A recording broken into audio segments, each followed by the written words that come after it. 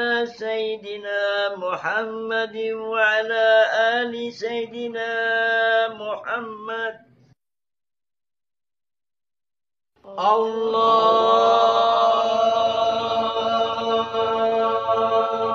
أكبر.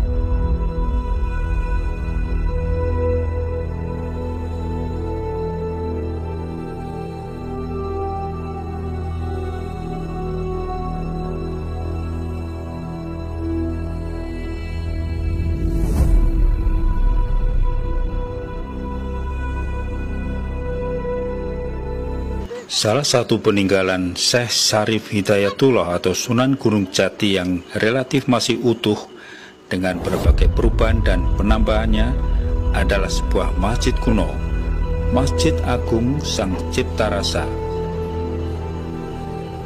Masjid Raya ini terletak di sebelah barat alun-alun di Kompleks Keraton Kasepuhan Cirebon, Jawa Barat.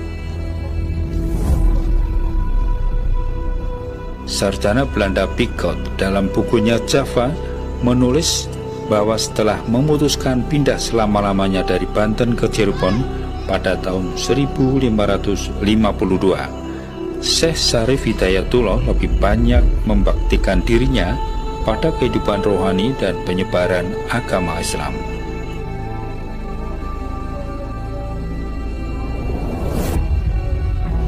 Sunan Gunung Jati segera memerintahkan membangun sebuah masjid besar dengan gaya seperti Masjid Agung Demak.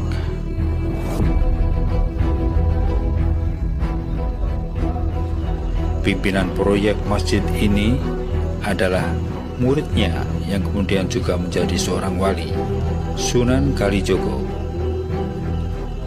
Disebutkan proyek akbar ini melibatkan 500 orang tenaga kerja gabungan dari Cirebon, Demak, dan Majapahit. Sedang desainnya dirancang oleh seorang arsitek resor dari Majapahit, Raden Sepet.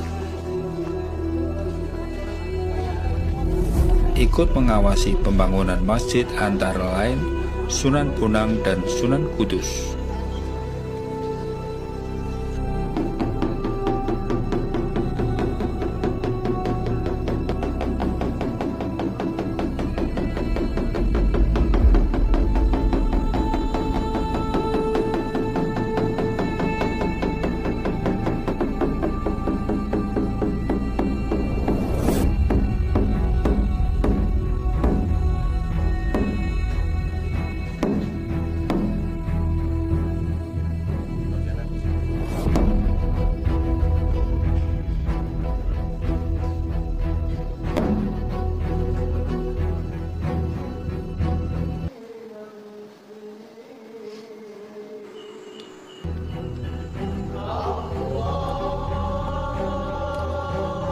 Cerita yang terus dituturkan menyebutkan bahwa pembangunan masjid ini dimulai selepas Isya dan selesai menjelang subuh, kecuali satu tiang yang kemudian dibuat oleh Sunan Kalijogo dari tumpukan serpian kayu atau tatal. Soko tatal inilah yang selalu dikait-kaitkan dengan mitos tersebut. Dalam perjalanan sejarahnya, masjid ini berkali-kali mengalami perubahan dan penambahan. Perubahan pertama kali dilakukan pada masa Panembahan Ratu yang mengganti bagian atap menjadi bentuk limasan. Dari bentuk aslinya, joglo dengan memulung yang disambar petir. Bagian dalam pada 12 pilar jati telah ditopang konstruksi baja, sedang seluruh angin-anginnya ditutup dengan kaca untuk mencegah masuknya kelelawar.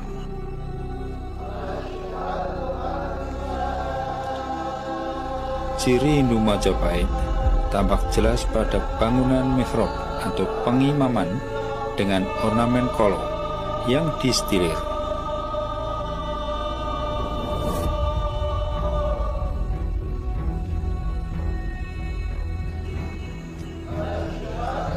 Menurut legenda, di masjid inilah Syekh Siti Jenar menjalani eksekusi.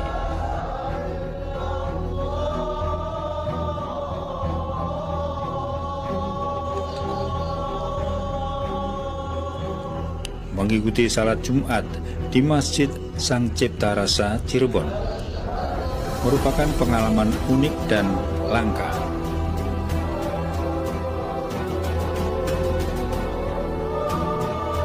Azan sebagai tanda dimulainya saat salat dikumandangkan oleh 7 muadzin secara bersamaan.